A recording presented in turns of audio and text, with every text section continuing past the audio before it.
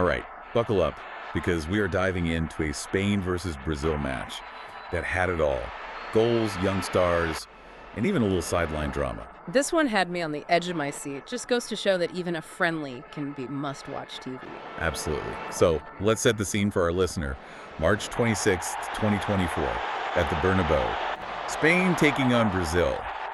On paper, a friendly, but man, this one delivered. Yeah, you never know what you're going to get with these international friendlies, which is part of what makes them so fun. And this one was chock full of storylines. But let's start with the action on the pitch. Spain came out firing on all cylinders, with 17-year-old Lamine Yamal really announcing himself. I mean, to have the confidence to earn a penalty against veteran Brazilian defenders at 17 is just remarkable. It was just 12 minutes into the match, too. Just incredible. What did you make of his play? Well, for me, it was the intelligence behind his play. He wasn't just relying on raw talent. He was reading the game at a different level, finding space, creating opportunities like that pass he slipped to Olmo in the 23rd minute right before that second goal. Textbook. Yeah, let's talk about Olmo for a second. I mean, weaving through three defenders like it was nothing. Our Champion article called it a goal worthy of Maradona himself. A little much. A bit hyperbolic, sure, but in terms of the skill, the artistry, yeah, it was a special goal. And I think it speaks to how dominant Spain was in that first half, especially in the midfield. They controlled the pace, controlled possession, and really just outclassed Brazil tactically. It felt like Brazil was in real trouble. But then, just when Spain looked like they were going to run away with it, Brazil got one back. Yeah, sometimes all it takes is a momentary lapse. The Spanish defense switched off for just a second, and Rodrigo made them pay. Classic counter-attacking football. And just like that, momentum shifted. You could feel it in the stadium. Halftime came at a good time for both sides. Spain needed to regroup, but Brazil had that taste of a comeback. And that's when the substitutions started, including the player everyone was waiting for, Endrick. This kid, man, 17 years old, hadn't even made his professional club debut yet. But he'd already scored against England in their previous friendly, and the hype was real. And of course, adding to the intrigue, he's Real Madrid bound. So he's stepping onto the pitch at the Bernabeu, facing his future teammates, his future rivals. The pressure was immense. And he handled it like an old pro. 4 minutes after coming on, boom, goal for Endrick. I mean, he had just slotted it past the keeper. Honestly, it was the movement before the goal that really impressed me. Lost his defender with that change of pace, and found himself all alone in the box. The Champion article even went so far as to compare him to Ronaldo Nazario, saying, and I quote, "He's got that same explosiveness, that same clinical finishing. Big shoes to fill, but man, he's making a strong case for himself." Yeah, no doubt about it. And what a stage to do it on. Speaking of which, we got to talk about Vinicius Jr. Right. I mean, this match was dedicated to fighting racism. A cause that's become very personal to Vinicius Jr.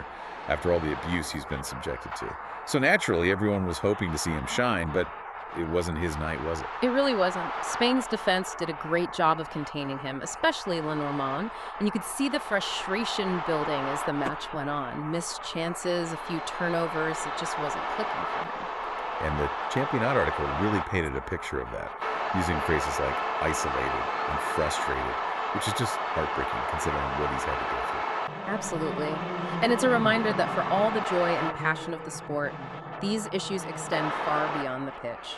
And they don't just disappear because of a friendly match dedicated to fighting racism, as much as we wish they would. Yeah, for sure. And it all kind of boiled over late in the second half with that incident with the ball boy. Oh yeah, that was a tense moment. You could feel the tension rising on the pitch.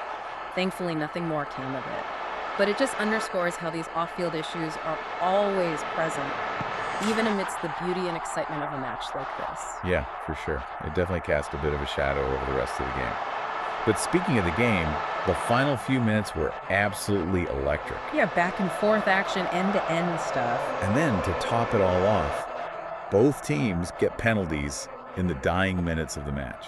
Talk about a nail-biter, huh? You could cut the tension with a knife. Everyone in the stadium knew the game was on the line. I thought I was going to have a heart attack. Every time the ref blew that whistle, it was like time stopped. Yeah, the Champion article said it was a cauldron of nervous energy, and honestly, I don't think there's a better way to describe it. And, after all that drama, a 3-3 draw. Kind of fitting considering how back and forth the whole match was. Right. It's almost like the scoreline became secondary to everything else that happened on the pitch that night. We saw individual brilliance. We saw the emotional weight of the sport. We saw glimpses of the future of football. I mean, what more could you ask And for? let's bring it all home for our listener. If we're trying to sum up this match, what were the biggest takeaways? Well, for me, it all starts with Endrick. Two incredible performances in a row against top-tier competition. The kid is special.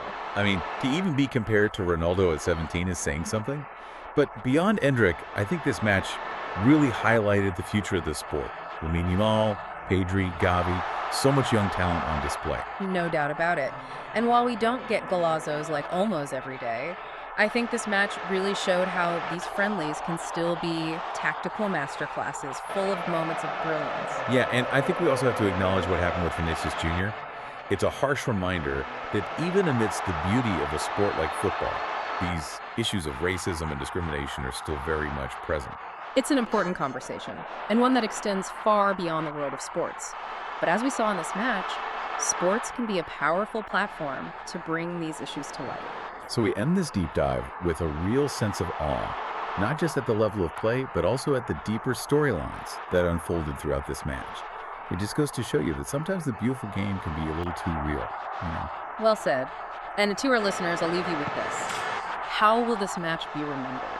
Will it be the night that Endrick solidified his place as a future star, or will it be remembered as a catalyst for more conversations about racism in sport?